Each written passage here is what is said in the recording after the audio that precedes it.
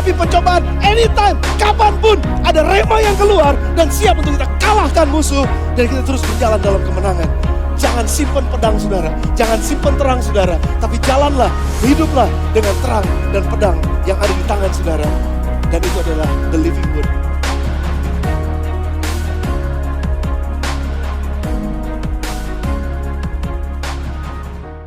Topik kita pada siang hari, Bapak Ibu, teman-teman semua siap belajar? Saya percaya youth di GCP itu lain daripada yang lain. Jadi kalau ada khotbah itu selalu nyatet gitu. Tapi coba bener nggak? Dicatat nggak nih? Coba ya. Catat supaya nanti bisa diulangi kapanpun Bapak Ibu teman-teman membutuhkannya. Ibadah 1 dan ibadah 2 tadi dilayani oleh Pastor Dhani Yosafat. Luar biasa keren, saya pribadi diberkati banget. Nanti teman-teman bisa download ya di YouTube. Bagus banget Bapak Ibu melengkapi dengan apa yang mau disampaikan pada siang hari ini. Baik, mari kita mulai. Boleh lihat slide-nya. Topik kita pada siang hari ini judulnya adalah saling menajamkan. Saling menajamkan. Saya akan bagi khotbah saya menjadi 2 bagian utama gitu ya. Saya akan gambarkan khotbah saya dengan 2 bagian utama yang saya akan gambarkan seperti gunung es, iceberg kalau Bapak Ibu tahu ya, iceberg itu ya, gunung es. Yang satu yang ada di bawah itu namanya bagian pola pikir, yang di bawah itu pola pikir, lalu yang di atasnya itu caranya. Ya, jadi saya akan bagi 2 khotbah saya sepanjang hari ini dengan 2 bagian yaitu cara dan pola pikir. Yang paling penting sebetulnya di bagian pola pikir. Jadi sebelum kita nanti belajar caranya saling menajamkan seperti apa, pola pikir yang benar dulu yang mesti kita punya. Karena kalau pola pikirnya salah, caranya pasti salah. Itu yang kita mau pelajari dulu. Tapi dengan punya pola pikir yang benar saja, juga masih belum cukup. Karena meskipun punya pola pikir yang benar, caranya tetap kita mesti pelajari. Caranya tetap kita mesti tahu. Betul ya? Seringkali kita mau ngasih hadiah, bagus kepada teman kita, dalamnya bagus, tapi packagingnya jelek. Sehingga seringkali menolak hadiah kita, bukan karena isinya, tapi cara membungkusnya dengan koran yang jelek dan segala macam. Jadi cara itu penting juga, karena bagaimana orang melihat kita, persepsi orang akan kita, itu terlihat dari caranya. Gitu ya. Tapi memang yang paling penting, kita mesti pelajari dulu yang namanya pola pikir atau mindsetnya. Baik, mari kita masuk yang pertama, kita akan bahas dulu bagian yang paling penting dari gunung ini namanya pola pikir atau yang ada di bawah yang gak kelihatan sama orang tapi ini menentukan cara kita berperilaku nanti. Kita baca dulu ayat firman Tuhan yang ayat mas kita pada siang hari ini di Amsal 27 ayat yang ke-17. Amsal 27 ayat yang ke-17 saya bacakan, saya sudah siapkan di depan. Demikianlah firman Tuhan, ini ditulis oleh Salomo. Firman Tuhan berbicara seperti ini. Besi menajamkan besi, orang menajamkan sesamanya. Kita baca bareng-bareng ya. 3, 2, 1. Besi menajamkan besi, orang menajamkan sesamanya. Di sini Salomo memakai analogi besi. Sebelum nanti dia bicara manusia, tapi di sini Salomo memakai analogi besi gitu ya. Nah, saya akan bahas dulu analoginya. Jadi saya akan bahas dulu tentang besinya. Saya sudah akan besinya. Wah, ini besinya Bapak Ibu. Asalnya mau pisau, cuman pisau kayaknya bahaya gitu ya. Jadi besi aja. Jadi Salomo memakai analogi besi dulu tentang pentingnya saling menajamkan. Nah, dari analogi yang dipakai Salomo, bagaimana cara menajamkan besi, saya mau bagikan ada 3 hal yang penting dalam rangka menajamkan besi ini. Yang pertama, besi diasah itu agar dapat berfungsi dengan baik. Betul ya? Jadi kenapa besi itu perlu diasah? Karena besi itu supaya bisa berfungsi dengan baik. Jadi kalau kita sudah merasakan besi kita mulai, atau pisau atau besi gitu ya, mulai tumpul gitu ya, kita mesti asah supaya dia kembali bisa berfungsi dengan baik. Karena besi, atau kita bayangkan mungkin lebih gampang, pisau, kalau pisau sudah tumpul, lama-kelamaan dia nggak akan bisa dipakai lagi. Lama-kelamaan kalau udah nggak bisa dipakai, diapain? Akan dibuang. Jadi kita mesti paham dulu, besi diasah supaya dia bisa berfungsi dengan baik. Itu yang pertama. Yang kedua, besi diasah juga supaya dia bisa naik level. Jadi awal-awal mungkin besi atau pisau yang kita punya, harusnya ini pisau, bayangkan ini pisau ya.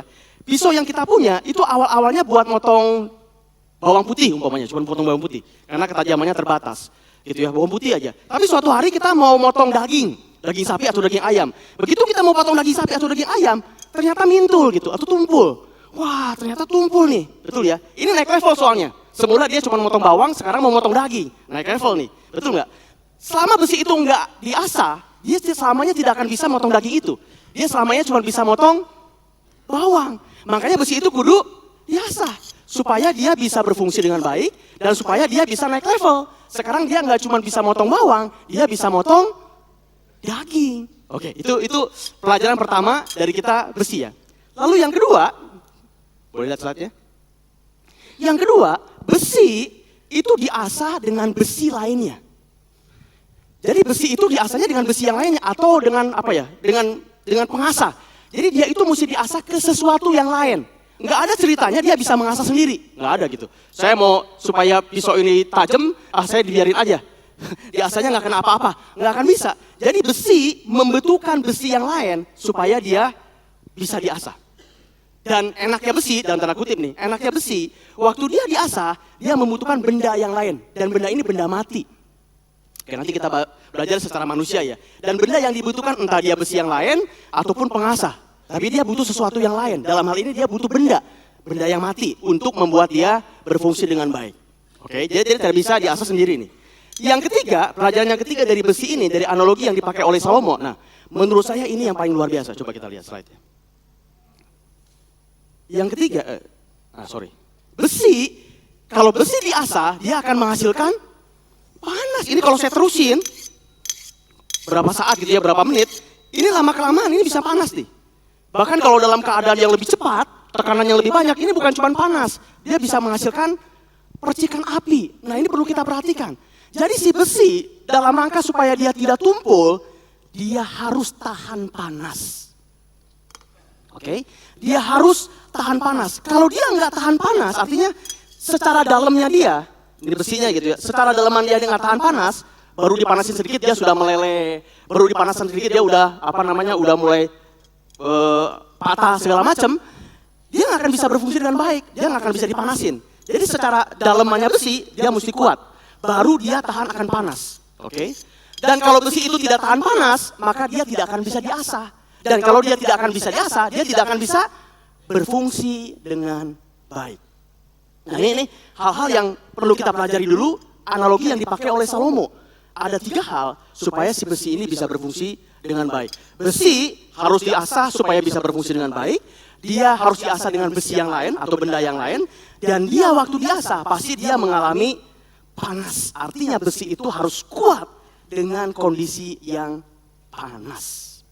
Itu besi, itu benda. Nah, sekarang saya akan tarik pembelajaran dari besi ini, karena Salomo pakainya besi dulu ya.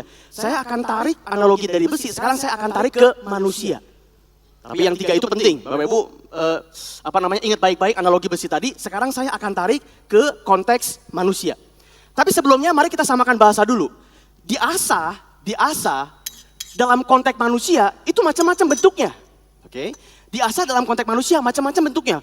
Kalau bentuk yang paling enak mungkin ya kita pada saat kita hangout sama temen, kita ngobrol ngopi-ngopi, itu juga sebetulnya lagi diasah kita. Betul nggak, ngobrol bagaimana perkembangan sekolah kamu segala macam, hangout gitu ya. Pada saat kita di mentor oleh mentor kita, pada saat kita di coaching umpamanya di coach oleh sahabat kita, oleh atasan kita, oleh teman kita yang lebih oke, itu semua lagi diasah. Tapi biasanya itu kondisinya enak gitu, karena kondisinya nyantai gitu kan ya, relax gitu. Saya tidak akan masuk asah yang itu, karena saya yakin itu Bapak Ibu nggak punya masalah, karena itu kondisinya enak. Saya akan masuk ke kondisi diasah yang tidak enak. Kondisi diasah yang tidak enak. Apa itu misalnya? Coba kita lihat ya. Ini beberapa contoh, kita pun diasah, tapi dalam kondisi yang tidak enak. Boleh lihat slide-nya? Yang pertama, yang namanya diasah dalam konteks kita manusia, bisa berupa konflik.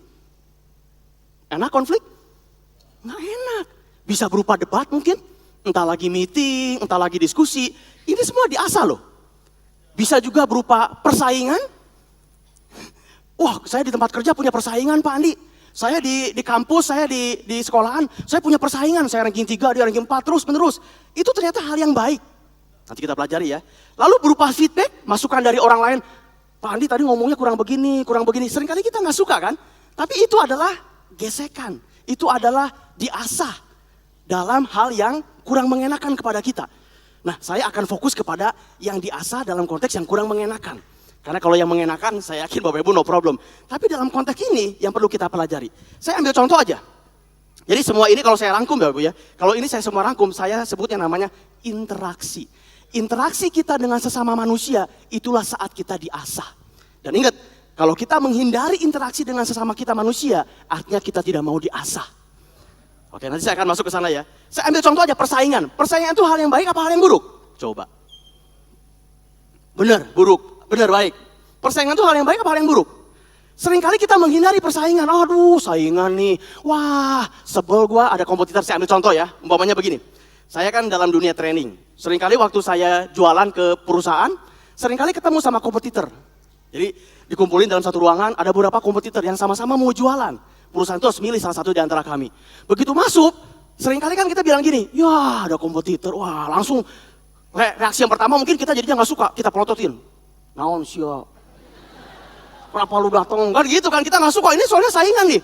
Soalnya kalau nggak dia kepilih, kita kan nggak kepilih. Jadi kita, dasar lu. Itu biasanya kita pikir begitu. Tapi saya coba, sebetulnya persaingan itu apa sih? Persaingan sebetulnya, nih camkan baik-baik ya, ini bisa mengubahkan Anda. Persaingan sebetulnya adalah tuntutan buat kita supaya kita memberikan yang terbaik. Karena kalau nggak ada saingan, umpamanya saya masuk ke training itu ya, ke jualan itu, nggak ada saingan, nggak ada saingan, cuman gua doang. Udahlah, persiapannya asal-asalan aja. Cuman kita doang kok, pasti dia pilih kita. Udahlah, persiapannya seadanya aja, betul nggak? Tapi dengan adanya persaingan, kita bilang begini, wah kita mesti memberikan yang terbaik ini. Supaya kita bisa menang nih. Dengan adanya persaingan, kita bisa mengeluarkan ide-ide kreatif. Wah, kita mesti begini, wah kita mesti begini, wah kita mesti begini, begitu nggak? Jadi persaingan itu sebetulnya alat dari Tuhan supaya kita memberikan yang terbaik. Jadi persaingan itu is a good thing. Yang jelek, cara bersaingnya. Debat, konflik, itu hal yang baik. Itu diasah, kita tuh diasah. Yang jelek, cara konfliknya. Yang jelek, cara debatnya. Nanti masalah cara kita ngomongin belakangan. Tapi ini sesuatu yang perlu kita paham dulu. Kalau kita menghindari persaingan, kalau kita menghindari konflik, kalau kita menghindari debat, kita nggak akan bisa bertumbuh. Oke? Nah, itu saya tadi bilang, semua itu, boleh lihat slide-nya, semua itu kalau dirangkum, itu namanya interaksi satu dengan yang lainnya. Saya kasih tahu itunya dulu. Nah, sekarang mari kita kembali ke analogi besi. Tapi sekarang saya sudah tarik ke konteks manusia. Oke. Yang pertama, sama seperti tadi. Kalau tadi besi diasah agar dapat berfungsi dengan baik, sekarang karena saya ubah dalam konteks manusia, manusia diasah agar dapat berfungsi dengan baik sama kayak besi.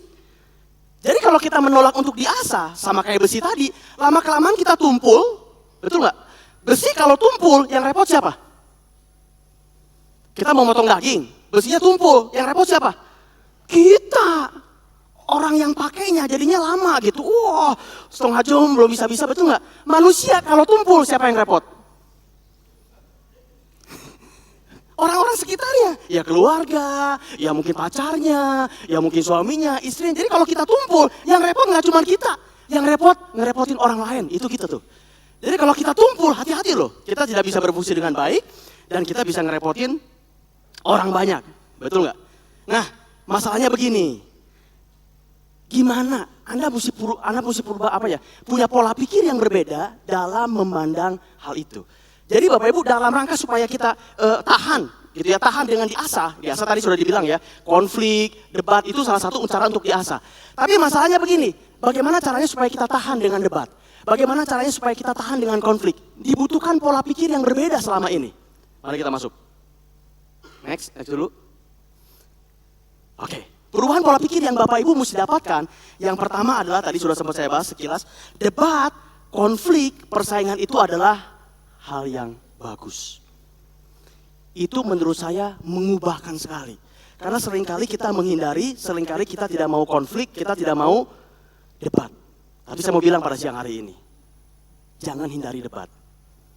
Jangan hindari persaingan, jangan.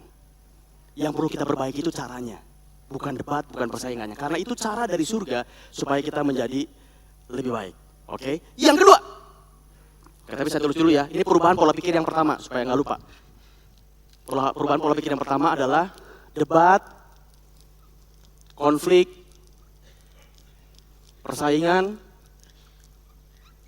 Ini adalah hal yang bagus. Bagus. Saya garis bawah. Dan saya kasih tanda seru. Ini adalah hal yang bagus. Oke. Yang kedua. Mari kita lihat. Next, boleh lihat slide-nya.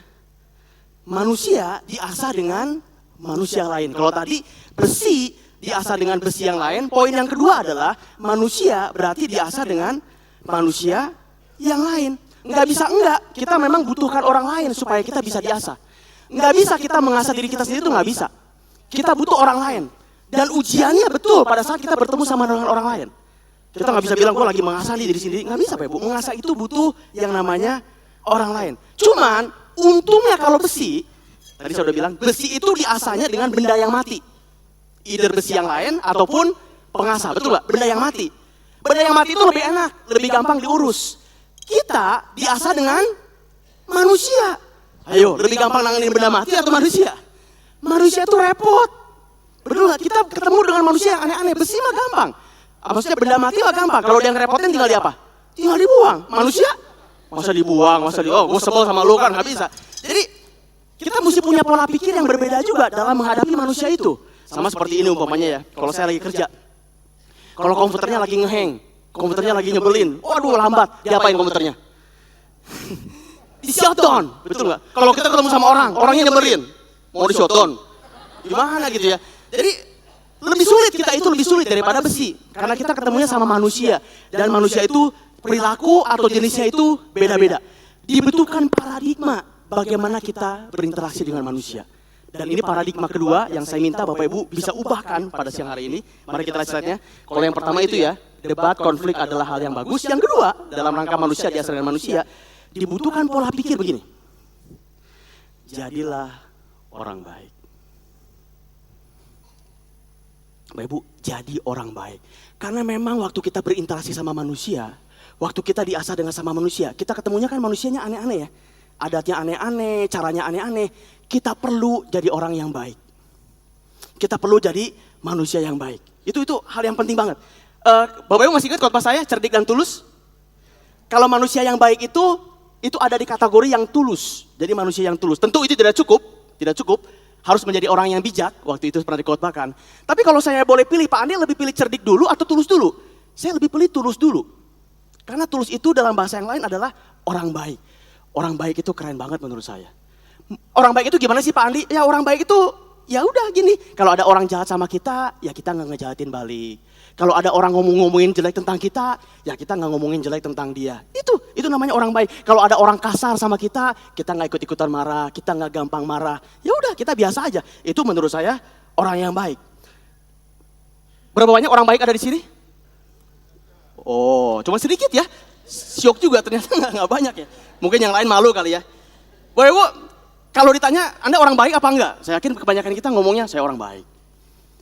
Tapi perkataan orang baik itu gampang diomongin, sulit dilakukan.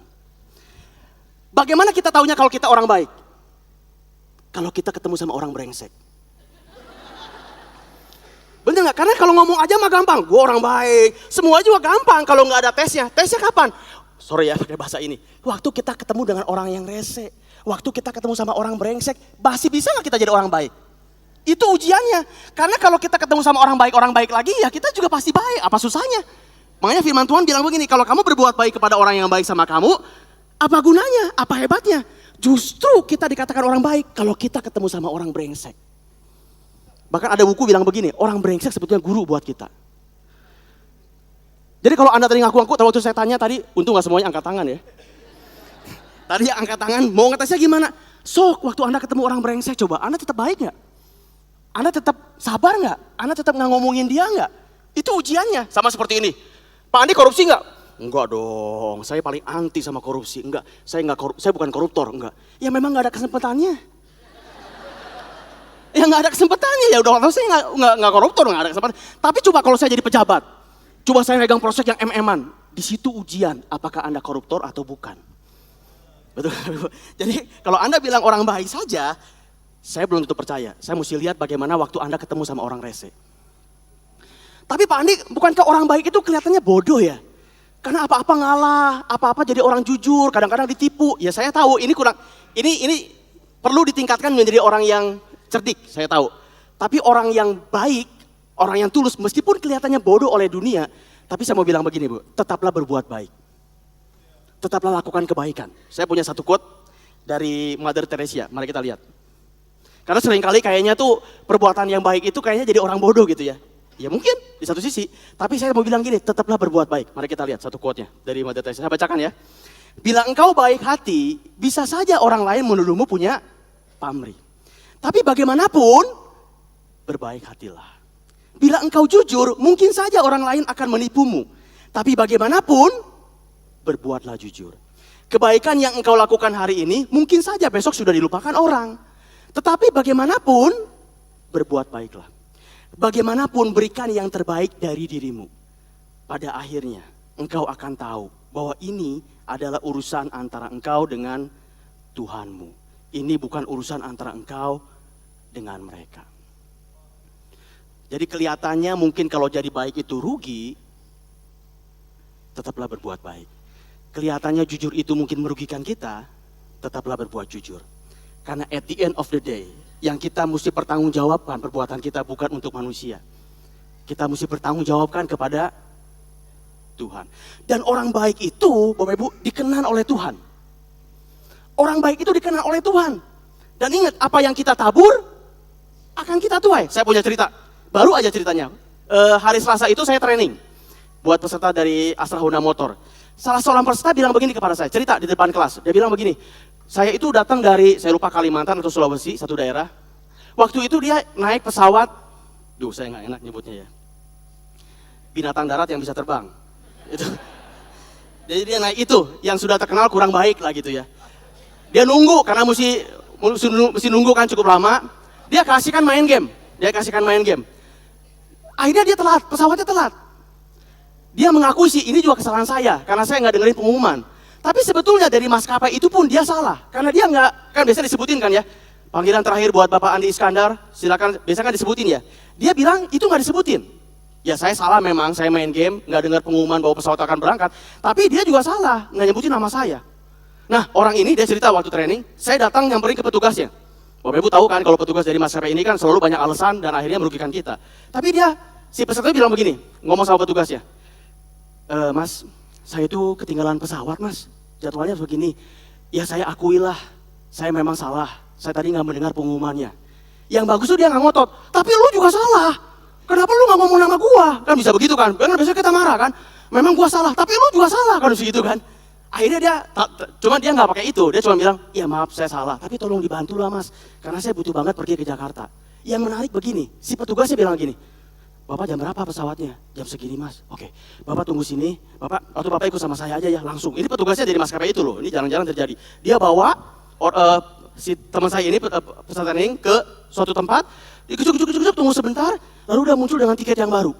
Tiket yang barunya dikasih jadwal yang baru. Terus teman saya bilang begini yang training tadi. Aduh, dikasih yang baru ya Pak. Butuh bayar nggak ini? Kalau bayar mah sama aja sama bohong gitu ya. Oh enggak kok Pak, ini gratis. Dan for your information, dinaikin maskapainya semula yang ini di atasnya dia. Terus saya jadi susah nih kalau pakai bahasa isyarat. Cuman ngomongin brand jadi nggak enak. Pokoknya si L jadi si B gitu ya, Ibu ngerti ya? Si L jadi si B. Itu kan naik level kan? Dan gratis loh. Teman saya sempat training kaget. Kita juga kalau dengar ini kan kaget. Emang bisa maskapai itu berbuat kayak gitu? Dia juga kaget. Wow, kok Bapak baik banget sama saya. Kok mau nolongin kayak gini Pak? Ini kan jarang-jarang terjadi loh, apalagi maskapai ini. Bapak Ibu, sorry. Tolong di-cut ya nanti. Enggak, saya soalnya susah kalau ngomongin begitu. Tapi ini yang menarik dari jawaban petugas tadi. Petugasnya bilang begini. Pak, saya hargai Bapak datang kepada saya dengan tidak marah-marah. Saya hargai Bapak datang kepada saya dengan rasa hormat. Sehingga saya pun akan memberikan terbaik yang saya bisa buat Bapak. Itu Bapak Ibu. Jadi orang baik itu kayak gitu loh maksud saya. Meskipun kelihatannya rugi, tetap aja jadi orang baik. Karena ingat, hukum Tuhan, apa yang kamu tabur akan kamu tuai, tidak akan pernah lepas. Meskipun kamu rugi sama orang ini, gila gue dirugi, ditipu, jangan khawatir, Tuhan bisa pakai yang lain memberkati Anda. Betul nggak? Karena masalah untuk rugi itu gampang, Tuhan lebih melihat karakter kita. Oke, mari kita lihat lagi. Nah pertanyaannya begini.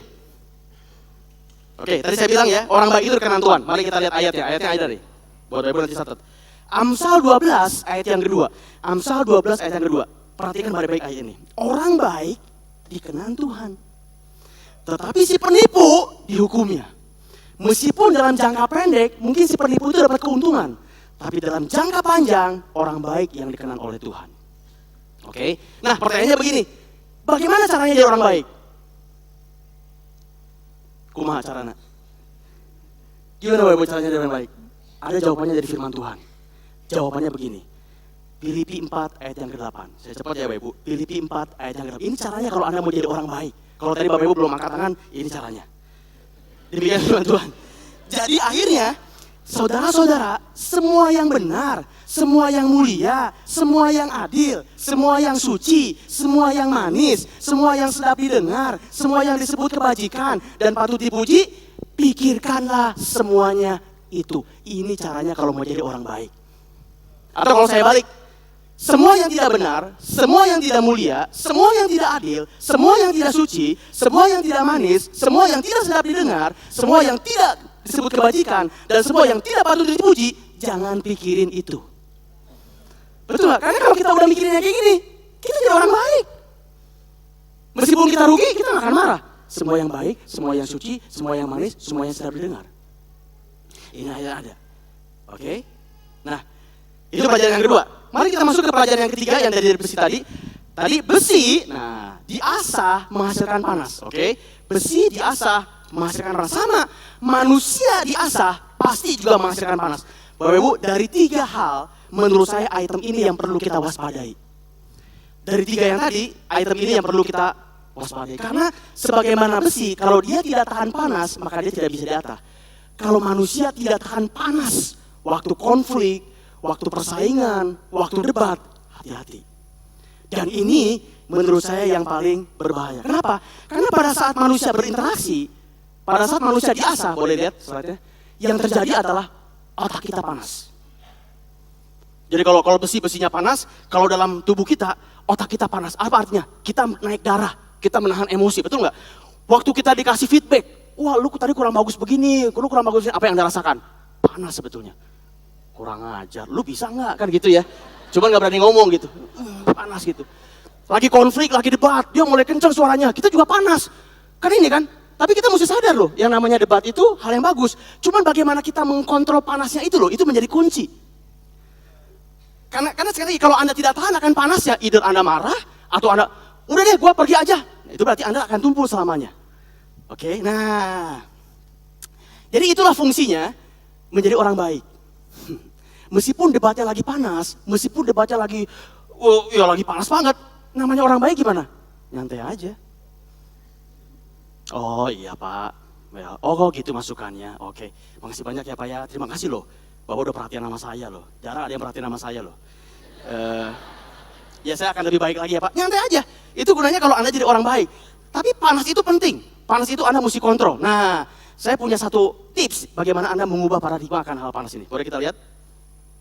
Bagaimana kita mengkontrol panasnya ini nih, Bapak Ibu. Perubahannya ya, milikilah rasa percaya diri. Ini penting Bapak Ibu. Jadi waktu Anda debat, waktu Anda diasah berupa debat, Anda merasakan panas, Anda tetap percaya diri. Artinya begini, kalaupun dalam debat umpamanya ya, kalaupun dalam debat ini ide saya tidak diterima, it doesn't matter, nggak apa-apa. Bukan berarti kalau ide kita tidak diterima, harga diri kita hancur, kan enggak? Betul nggak? Tapi itu baru bisa Anda punya kalau Anda percaya diri dengan hidup Anda. Jadi percaya diri itu sangat penting dalam rangka Anda menahan panasannya tadi. Jadi kalaupun debat, kalaupun apa, Anda tidak masukkan itu secara personal gitu loh. Ini cuma masalah ide siapa yang terbaik. Karena memang ide yang terbaik yang harus menang. Bukan berarti kalau ide kita ditolak, kita jadi marah. Kalau kita lagi konflik, wah dia lagi ngomongnya begini kurang ajar, dia menyinggung gua nih, menyinggung keluarga saya. Nyantai aja, itu gunanya percaya diri. Oh, meskipun saya kalah debat, meskipun saya kalah dalam konflik, tenang aja. Itu tidak akan menghancurkan harga diri saya. Itu butuh yang namanya orang yang percaya diri. Bapak, orang yang percaya diri itu tetap juga menganggap masukan-masukan loh. Bukan berarti orang percaya diri itu tidak mau dikasih masukan. Orang percaya diri itu butuh banget masukan. Orang percaya diri bukan orang sombong. Bapak Ibu tahu bedanya apa? Orang percaya diri sama orang sombong? Mari kita lihat. Ini perenungan saya. Apa bedanya orang percaya diri sama orang sombong? Orang percaya diri adalah dia mampu berdiri tegak di atas kekuatan kakinya sendiri. Tapi orang sombong, dia berdiri tegak dengan merendahkan orang lain. Betul nggak? Orang sombong itu butuh orang lain yang lebih rendah daripada dia. Sehingga kalau dia lagi debat, lagi konflik, lagi berselisih, dia tuh suka, kalau orang yang suka memandang rendah, lu siapa sih? Lu pendidikannya apa sih? Lu punya apa sih? Itu berarti yang sombong loh. Benar nggak? Kalau lagi debat, wah ide gua dong yang mesti diterima. Kenapa? Karena lu siapa? Pendidikan lu siapa? Ide gua dong yang mesti diterima. Tapi orang percaya diri emang enggak. Meskipun ide saya tidak diterima, bukan berarti saya jadi orang jelek, bukan berarti saya orang gagal. Ya sudah, ini masalahnya lagi diskusi aja. Ide siapapun yang terbaik, dia mesti menang. Itu bedanya orang percaya diri sama orang yang sombong. Ada lagi satu quote Bapak Ibu yang menggambarkan baik sekali. Boleh lihat slide-nya? Orang percaya diri itu kayak gini loh. Dipuji tidak terbang, dihina tidak tumbang. Ini saya dapat dari yang lain. Cuma maksudnya ini menurut saya menggambarkan banget yang namanya percaya diri. Orang percaya itu kayak gini. Dia tidak akan terbang kalau dipuji, tapi dia juga tidak akan tumbang kalau dia dihina. Coba renungkan baik-baik ya. Jadi Bapak Ibu, dalam rangka supaya kita menjadi manusia yang bisa diasah, supaya kita bisa berfungsi dengan baik, dibutuhkan 3 perubahan pola pikir yang saya harapkan Bapak Ibu dapatkan ini pada siang hari ini. Boleh lihat slide-nya tadi? Yang pertama adalah debat, konflik, atau persaingan.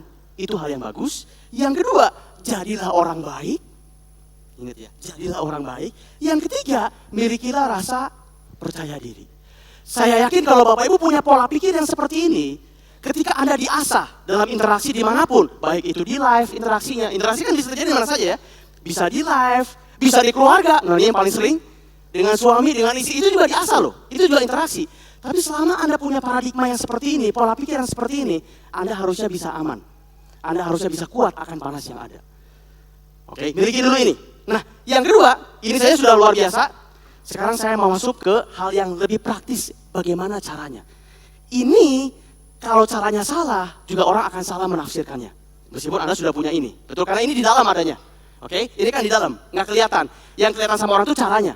Nah, ini hal yang penting, tapi caranya saya mau ajarin juga pada siang hari ini. Ini sesuatu yang Bapak Ibu nanti bisa bawa pulang.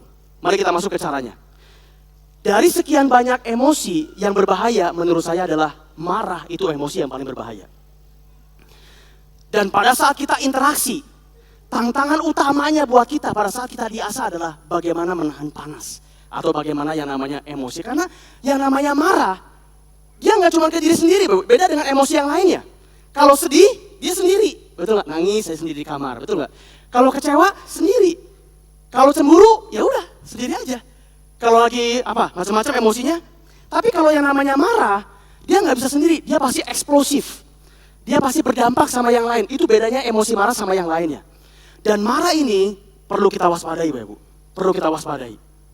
Karena dari sekian banyak ini yang paling yang paling berbahaya. Nah, bagaimana caranya supaya kita bisa menahan marah?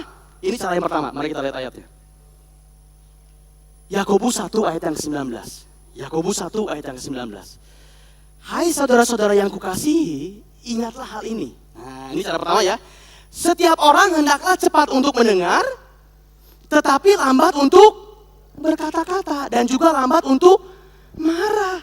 Jadi cara pertama yang saya boleh usulkan ke Bapak Ibu adalah kita harus mendengarkan lebih dulu.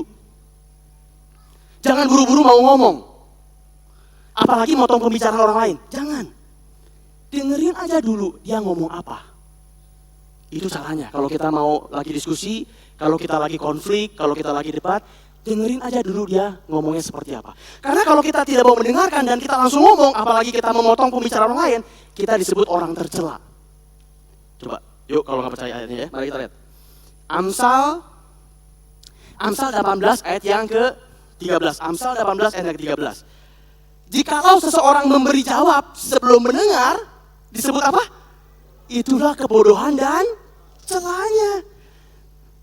Berapa sering kita lakukan ini? Sebelum orang lain selesai ngomong, kita udah jawab.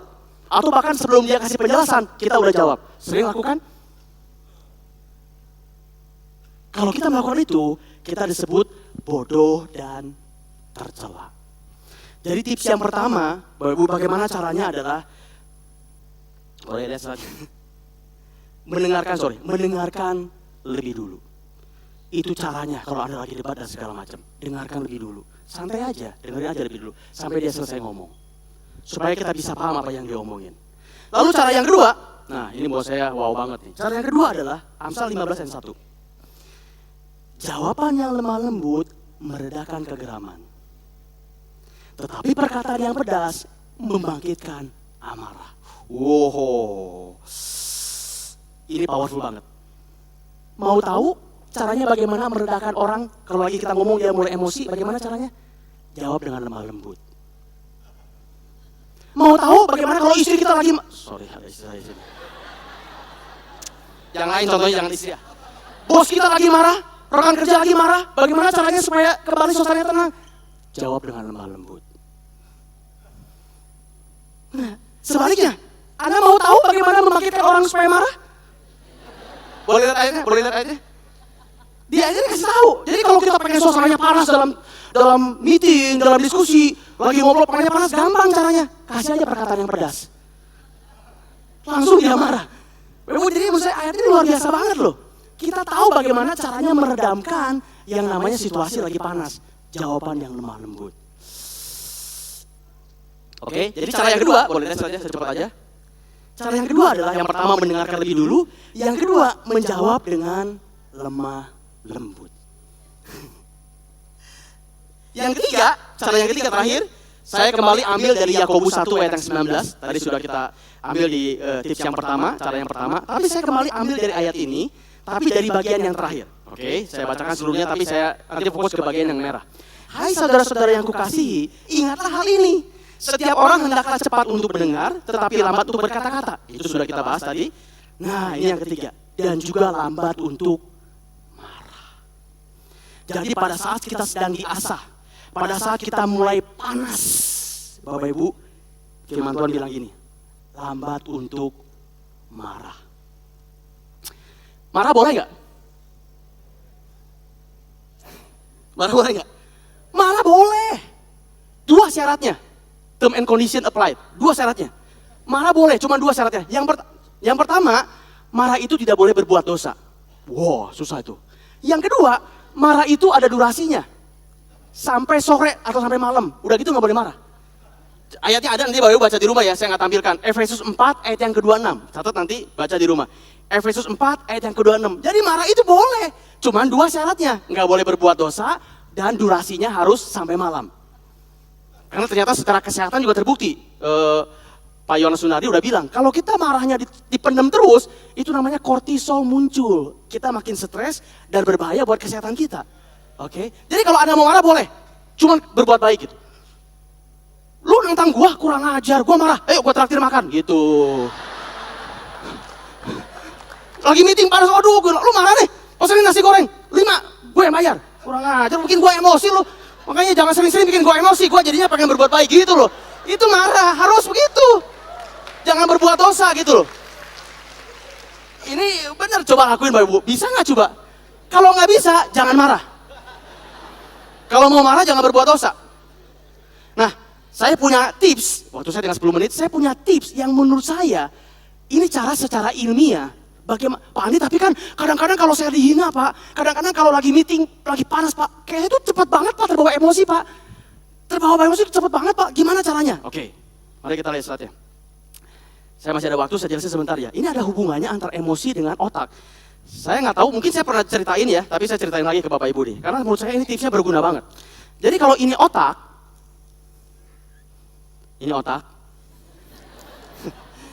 otak kita itu, dia punya bagian yang besar, namanya istilahnya itu kalau dalam bahasa otak prefrontal cortex. Ini adalah otak waras, otak eling, otak logika. Kalau Bapak Ibu tahu ada otak kanan, otak kiri, adanya di sini. Ada bagian otak yang lain namanya itu limbik. Limbik dia punya satu bagian yang kecil banget di sini, kecil banget bentuknya. Itu namanya amigdala. Nah, buat Bapak Ibu yang kuliah psikologi mungkin pernah dengar, amigdala itu adalah bagian dari otak kita yang mengkontrol emosi. Kecil banget sebetulnya, seperti biji kecil banget, tapi dia mengkontrol emosi loh, ini berbahaya dia. Nah, masalahnya begini, semua yang masuk ke dalam panca indera kita, ke kuping, kalau kita dihina, yang kita lihat, yang kita rasakan, yang masuk ke dalam panca indera kita, pertama kali masuk ke bagian otaknya, bukan ke sini, itu masalahnya. Yang pertama kali dia begitu masuk ke bagian otak kita, dia masuknya ke sini. Ke bagian yang mengkontrol emosi. Dan kalau emosi kita high, ini high, kalau emosi kita lagi menaik, logika kita, akal waras kita turun.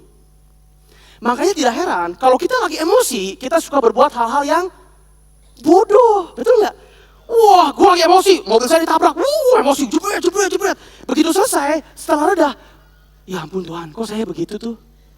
Atau mungkin, kalau Bapak Ibu dengar berita-berita yang menakutkan, seorang ayah membunuh anaknya, umpamanya begitu ya. Itu kan hal yang menakutkan kan. Tapi berapa hari kemudian kalau ditanya ke ayahnya, Pak, itu kan anak darah daging Bapak sendiri. Itu kan anak Bapak. Kenapa Bapak membunuhnya? Biasanya jawaban Bapak apa? Jawaban si ayah.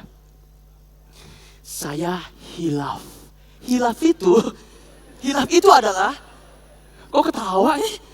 Hilaf itu adalah bagian emosi kita sedang naik dan bagian logika kita sedang turun. Dalam bahasa psikologi ini namanya kita dibajak oleh amigdala. Kita di-hijack oleh amigdala. Bapak Ibu, jadi yang perlu kita lakukan apa? Begitu masuk stimulus ke dalam panca indera kita, yang perlu kita lakukan adalah kita mesti diam dulu, menunggu ini reda, dan menunggu supaya otak waras kita kembali naik. Itu yang mesti kita lakukan. Itu namanya lambat untuk marah. Secara ilmiah, ini ada teorinya. Dan ini luar biasa banget menurut saya. Jadi, pertanyaannya begini. Berapa lama kita mesti nunggu? Supaya ini turun, ini reda. Karena kalau 1 jam repot Pak. Mobil saya ditabrak. Pak, mobilnya ditabrak Pak. Masih emosi. Bentar dulu, bisa nggak? Tapi ini udah mau tinggal ini Pak. Ya udah, habis gimana? Ini gue masih emosi, susah. Nah pertanyaannya, berapa lama tuh Bapak Ibu? Itu berapa lama tuh? Ini saya pikir, ini tips yang menurut saya bermanfaat banget buat Anda. Dalam rangka, memang paling bagus jangan marah. Tapi kalau Anda sedang merasa akan marah, tunggu. Itu berarti amigdala Anda sedang kerja. Anda bisa melakukan hal yang bodoh di situ. Nanti Anda akan sesali. Atau dalam bahasa yang dalam firman Tuhan tadi, Anda akan melakukan dosa yang nanti Anda akan sesali. Berapa detik? Saya kasih bocoran. Berapa detik? Boleh lihat saja. Ini Anda renungkan baik-baik dan dapetin ya. Nggak lama, cuma 6 detik. Kalau Anda dengan teman kuliah, dengan teman sebangku, dia ngeledek Anda, ngehina Anda, tunggu 6 detik. Lu ngeledek gua? 1.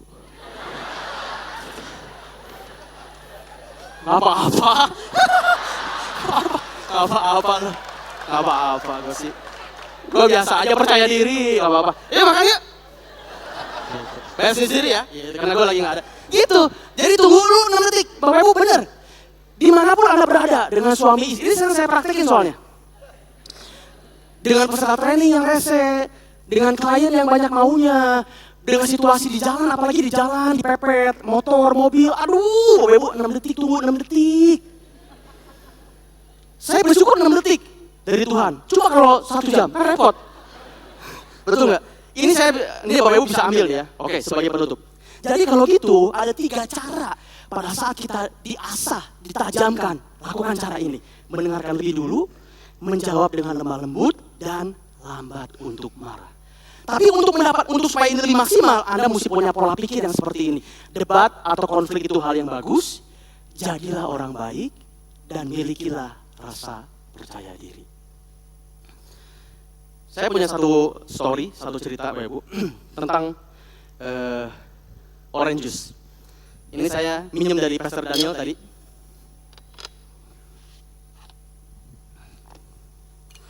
Bapak ini ada jeruk dan ini ada peresannya. Oke, ini ada jeruk, ada peresannya. Saya minjem dari Pastor Daniel tadi. Kalau ini saya peres, saya mau buat jus gitu. Kalau saya ini jeruk, waktu saya peres kira-kira yang keluar airnya apa? Apa kira-kira keluar? Aduh, hese ini nanya. Apa kira-kira Bapak Ibu yang keluar?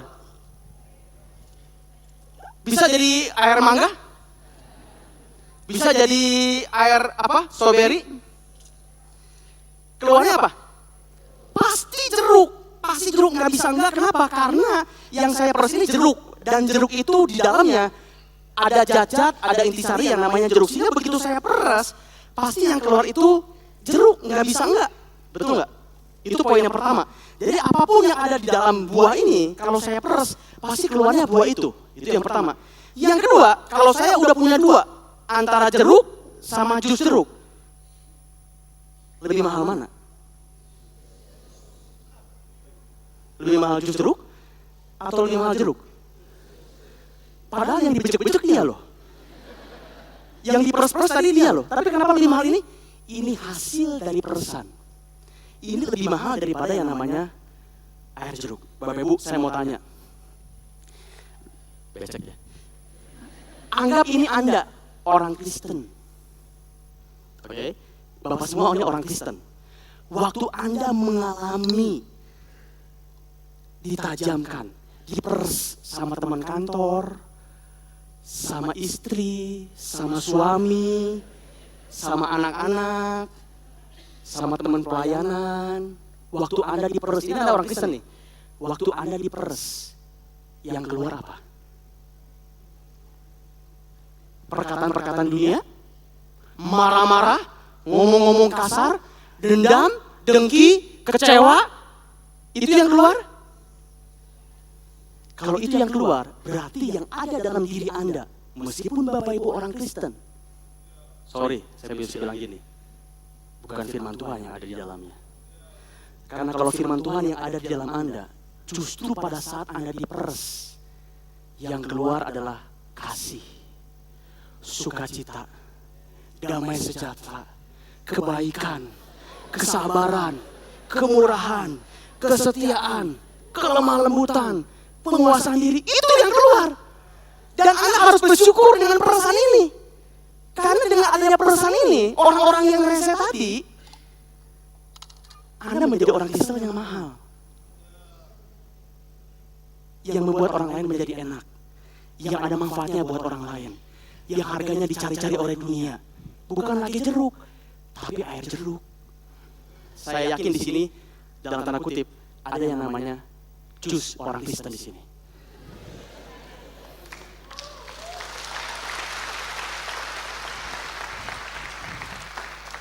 Quote terakhir, boleh lihat slide-nya terakhir. Apa yang keluar dari diri kita menunjukkan apa yang ada dalam diri kita. Jadi cara ngeceknya gampang banget. Kalau Anda lagi emosi, bagaimana perkataan Anda? Bagaimana yang Anda lakukan? Itu cara ngeceknya. Dan kalau itu yang keluar, berarti Anda tahu apa yang ada di dalam. Dan harusnya orang Kristen, yang ada di dalam adalah the living word. Yang ada di dalam adalah firman Tuhan. Tapi itu baru muncul kalau kita ketemu ujiannya. Kalau kita ketemu perasaannya. Oke. Mari kita tundukkan kepala kita. Saya undang semuanya makin berdiri Bapak Ibu. Mari kita akhiri firman Tuhan pada siang hari ini. Haleluya. Terima kasih Tuhan. Ini saat yang paling pas buat kita semua untuk sama-sama merenungkan firman Tuhan pada siang hari ini. Kalau Anda bilang, apakah Anda orang Kristen?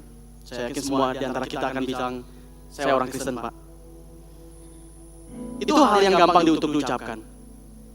Tapi masalahnya, ketika kita sedang ditajamkan dengan orang-orang yang ada di sekitar kita, dengan keluarga kita, dengan teman-teman kita, di kantor, pelayanan bahkan. Saya mau tanya ke Bapak Ibu, apa yang keluar dalam diri Anda? Dan kalau Bapak Ibu bilang pada siang hari ini, aduh Pak, saya masih sering mengeluarkan kata-kata kotor Pak. Saya masih sering mengeluarkan kata-kata kasar Pak. Saya masih sering marah-marah Pak. Saya masih sering suka kecewa, suka dendam, suka dengki Pak sama orang lain. Biarlah firman Tuhan pada siang hari ini mengingatkan kita. Karena apa yang ada di dalam diri Anda, itulah yang akan keluar kepada orang banyak. Dan dunia akan melihat apakah Anda orang Kristen saja atau Anda orang Kristen yang berdampak buat orang lain. Saya persilakan Bapak Ibu mengambil komitmen secara pribadi, berdoa secara pribadi kepada Tuhan, menyambut firman Tuhan pada siang hari ini. Haleluya, terima kasih Tuhan, terima kasih. Haleluya Tuhan. Jadikan kami pribadi yang baru Tuhan. Kami mau terus mengisi hidup kami dengan firman-Mu Tuhan. Terus mengisikan semua yang baik, semua yang benar, semua yang suci, semua yang manis, semua yang sedap didengar. Dan kami terus memasukkan buah roh itu dalam diri kami Tuhan. Firman Tuhan biar hidup di tengah-tengah kehidupan kami. Sehingga dalam situasi di tengah dunia ini Tuhan, orang dunia bisa melihat bahwa ada Engkau di tengah dunia ini. Orang dunia bisa melihat bahwa ada kami, warga negara kerajaan surga, membawa nilai-nilai kerajaan surga ke tengah dunia ini. Terima kasih Tuhan, terima kasih Tuhan.